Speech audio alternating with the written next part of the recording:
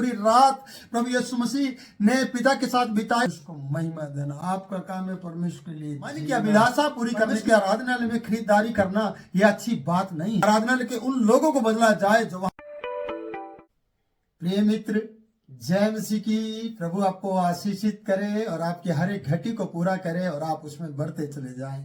आइए प्रभु यीशु के वचन की ओर आगे बढ़ते हैं। मरकुस की किताब और उसके 11वें अध्याय के 15 पद से यहाँ पर हम प्रभु के वचन को जब देखते हैं प्रियो, 12वें पद को 15वें पद को पढ़ने से पहले मैं 11वें पद को लेना चाहूंगा जो आपके लिए और भी ज्यादा जानकारी प्रदान करेगा।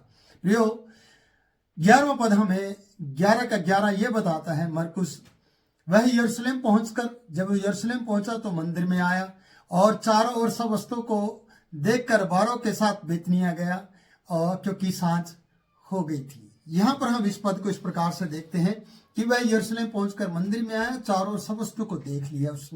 उसने उसके देख रेख की, उसने उसको जांचा परखा और सारे हालात को जाना, सारी परिस्थितियों को जाना, मंदिर में क्या हो रहा है, ये सब चीजों को उसने देखा।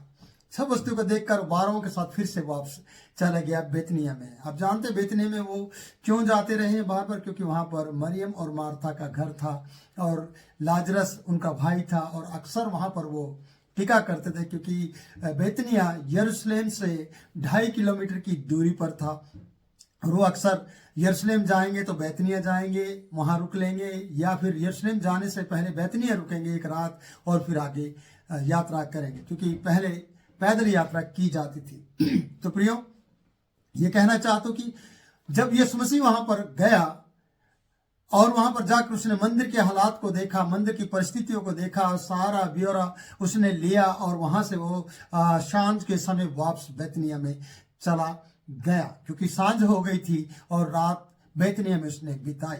फिर हम अगले पद में जब जाते हैं कि वो दूसरे दिन, ये मैं कहना चाहती हूँ कि लगातार यीशु मसीह 3 दिन तक यरूशलेम जाते रहे और वहां से आते रहे। क्यों? क्योंकि वो यरूशलेम की चिंता करते थे।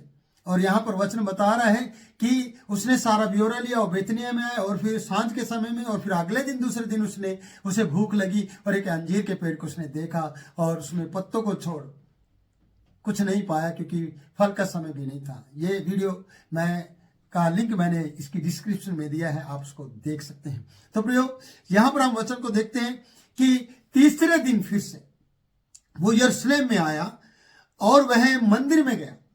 पहले वो 11वें पद में देखते कि वो वहां पर गया और सारा ब्यौरा लिया और घूमकर देखकर 12 के साथ फिर से बेतनिया लौट गया। ना जाने उसने पूरी रात प्रभु यीशु मसीह ने पिता के साथ बिताई कि मंदिर के हालात क्या हैं, मंदिर में क्या कुछ हो रहा है, आराधनालय की परिस्थितियां बदल चुकी हैं, वहां के आराधक आराधना नहीं करते हैं, वहां के लोग जो वचन पढ़ने वाले हैं, वचन बोने वाले हैं, सेवा करने वाले, वो सेवा नहीं कर रहे हैं, वो अपने पेट की और अपने शरीर की और अपनी सब बातों की सेवा कर रहे हैं। ऐसा यीशु मसीह देखकर बेतनिया चला गया था और वापसी में जब आया तो उसे भूख लगी थी। और फिर तीसरे दिन फिर से वो आया तो मंदिर में आया, तो 15वें पद में फिर वो यरूशलेम में आए और मंदिर में गया और वहां जो देखा उसने, जो लोग वहां पर लेन देन कर रहे थे उन्हें बाहर निकालने लगा।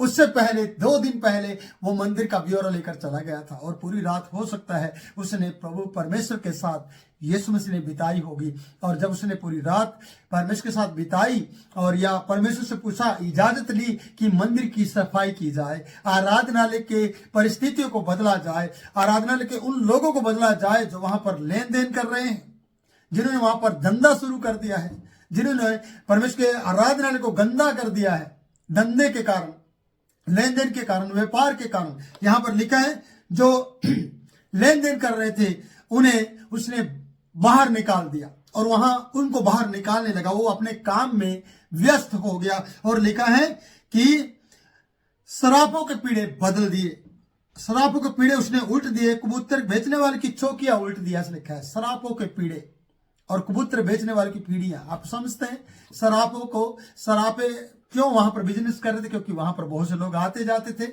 मंदिर की प्रतिष्ठा देखने के लिए। 46 साल उस मंदिर को बनाने में लगे थे और वहां पर आराधना की बजाय व्यापार की सामग्रियों को खरीदते थे और बेचते थे और इस तरीके से लेन देन चलता था। और बहुत से लोगों का व्यापार और धंधा चल रहा था जो परमेश्वर के मंदिर को गंदा कर रहे थे।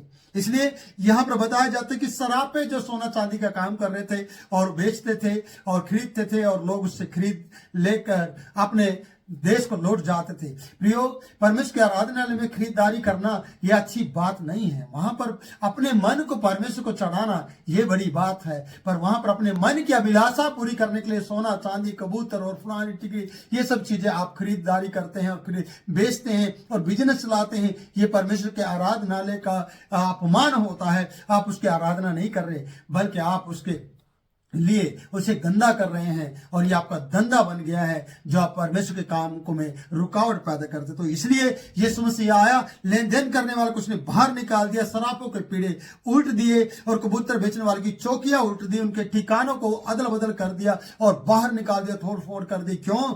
क्योंकि परमेश्वर के मंदिर को उन्होंने गंदा कर दिया था। कई बार आपने अपने हृदय को, जो परमेश्वर का मंदिर है, वचन बताता है परमेश्वर का हृदय, आपका हृदय परमेश्वर का मंदिर है। परमेश्वर हाथ के बनाए मंदिरों में नहीं रहता बल्कि वो आपके उसमें रहता। लेकिन इसने हाथ के बनाए मंदिरों को लोगों ने, जो परमेश्वर के लिए बनाया गया था, जो समर्पित था, जो सुलेमान के समय में बनाया गया था, उस आराधनालय को उन्होंने गंदा कर दिया था अपने धंधे के साथ। इसलिए वचन बता रहा है कि मंदिर में से किसी को बर्तन लेकर आने जाने ना दिया उसने। इस वचन को मैं आगे बाद में बात करूंगा प्रियो, पर मैं कहना चाहता हूं मंदिर के बीच में आप धंधा करेंगे तो आप अपने आप को भी और लोगों को भी और परमेश्वर के मंदिर को भी गंदा करेंगे। धंधे करते हुए परमेश्वर के कार्य को गंदा ना करे, अपने जीवन को गंदा ना करे इस धंधे में, क्योंकि आपका काम है परमेश्वर की आराधना करना, आपका काम है परमेश्वर को महिमा देना, आपका काम है परमेश्वर के लिए जीना। और इस तरीके से यीशु मसीह बड़ी चिंता करते हैं। वो पहले ब्यौरा लेते हैं, उस छानबीन करते हैं, उसके बाद फिर से लौट कर आते हैं और फिर आराम से नहीं प्रियो, प्यार से नहीं, फिर कोड़े के साथ आते हैं। यहाँ पर कोड़े के साथ आया है, उसने गधों को निकाल दिया, कबूतरों को निकाल दिया, व्यापारियों को निकाल दिया, सबको निकाल दिया। और आपके जीवन के लिए भी प्रभु यीशु मसीह ऐसा ही करेंगे, कोड़ों के साथ, कड़ाई के साथ आपके जीवन में आएंगे और आपके जीवन में सुधार करेंगे, ताकि परमेश्वर का मंदिर जो आपने गंदा कर दिया धंधे के साथ, उसको फिर से, आपके धंधे को जो जीवन में चल रहा है उसको नष्ट करके, गंदेपन को निकाल कर फिर से परमेश्वर आपको बंदा बनाएगा और आपके द्वारा अपनी महिमा लेगा। प्रभु इन वचनों के द्वारा आपको बहुत ऐसे आशीष दे। God bless you.